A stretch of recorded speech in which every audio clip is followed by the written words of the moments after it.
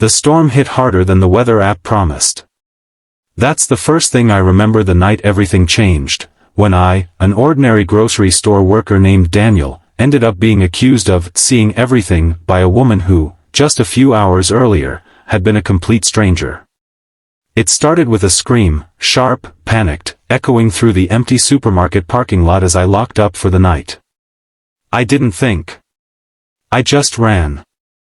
Under the flickering streetlight, I found her, a young woman, soaked from the rain, clutching her ankle, trembling with both pain and embarrassment. "Hey, are you okay?" I asked, kneeling beside her.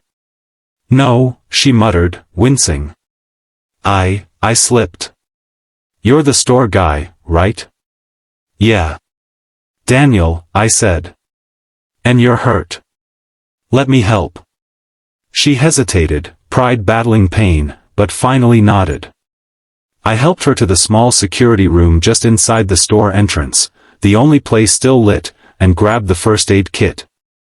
Her ankle was swollen and scraped badly.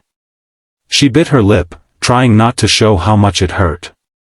"Do you want me to?" "Just do it," she said, turning her face away. So I cleaned the wound and gently applied ointment. She flinched. "Ow, okay, that's enough. You'll be alright," I said softly. "You were lucky. That was a nasty fall." When I finished, she exhaled shakily and leaned back. "I'm Maya," she finally said. We exchanged a few awkward smiles, two rain-soaked strangers suddenly sharing a tiny room, the storm roaring outside like an angry beast. I walked her outside with an umbrella, but her ankle gave out again. "I can't walk home like this," she whispered. "Do you have someone to call?" Her jaw tightened. "No. Not tonight." Something in her voice made my chest tighten, loneliness, exhaustion, maybe a story she wasn't ready to share. "Look," I said, "there's a 24-hour clinic 2 blocks away. I can take you there." She shook her head. "I don't have the money." I paused. My paycheck hadn't even cleared yet, and rent was due. But she was standing there in the freezing rain, hurt, alone. Kindness isn't a calculation. It's a reflex. "I'll cover it," I said. Her eyes widened. "Why would you do that?" "Because you need help." She swallowed hard, as though the simple act of someone caring was heavier than the pain in her ankle. The twist. The clinic treated her ankle, bandaged it, gave her anti-inflammatories. I waited in the lobby, dripping rainwater, wondering why I felt so protective over someone I'd known less than an hour. Afterward, I walked her outside, and she surprised me by hugging me, tight, grateful, shaking a little. "You didn't have to stay," she whispered. "I know," I said. "But you shouldn't be alone tonight." That's when it happened. A sudden gust of wind blew open her flimsy jacket, and she panicked, grabbing it closed instantly, her face turning crimson. You saw," she gasped. What? "I didn't." "You did," she insisted, pointing at me with shaky indignation. "You've seen everything. Take responsibility." My heart jumped into my throat. "I just put ointment, I swear." I blurted, hands up like I was being arrested. She stared at me for 2 seconds, and then burst into laughter, loud, bright, uncontrollable. "I'm teasing you," she choked out between giggles. "Relax. I was just cold, and the wind, oh my gosh, your face." I must have turned 3 shades of red. "Not funny," I grumbled. "It's extremely funny," she said, wiping tears of laughter. "I haven't laughed like that in months." The real revelation. We stood under the clinic awning as the rain softened. Her playful smile faded into something more vulnerable. "Daniel, you didn't know this, but today was my worst day."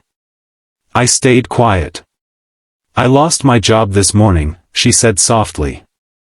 "Then my landlord gave me an eviction notice. And I thought, maybe the universe was done giving me break. Her voice cracked. But then you showed up. Someone who didn't know me. Someone who didn't want anything from me. Someone who stayed. The weight of her words sank into me. Kindness is rare, she whispered. Some days it feels extinct.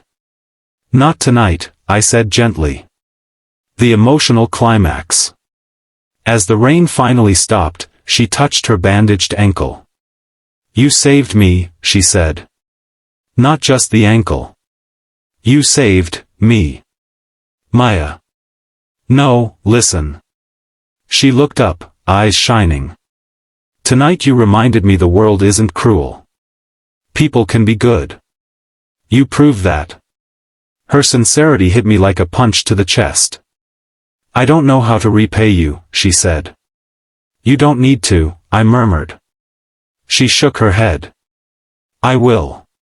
I promise. And for some reason, I believed her. Epilogue, the uplifting ending. 3 months later, Maya walked into the store again, this time on both feet, smiling brighter than the overhead lights. You're looking at, she announced dramatically, the assistant manager of the clinic you carried me to. That's amazing, I grinned. Well, she added, stepping closer, I didn't come here just to brag.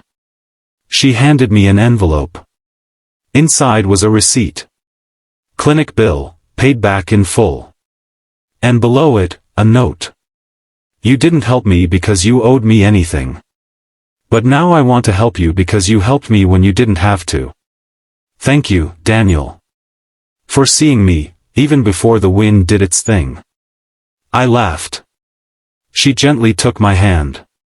Let's get dinner, she said. My way of taking responsibility. This time, I was the one blushing.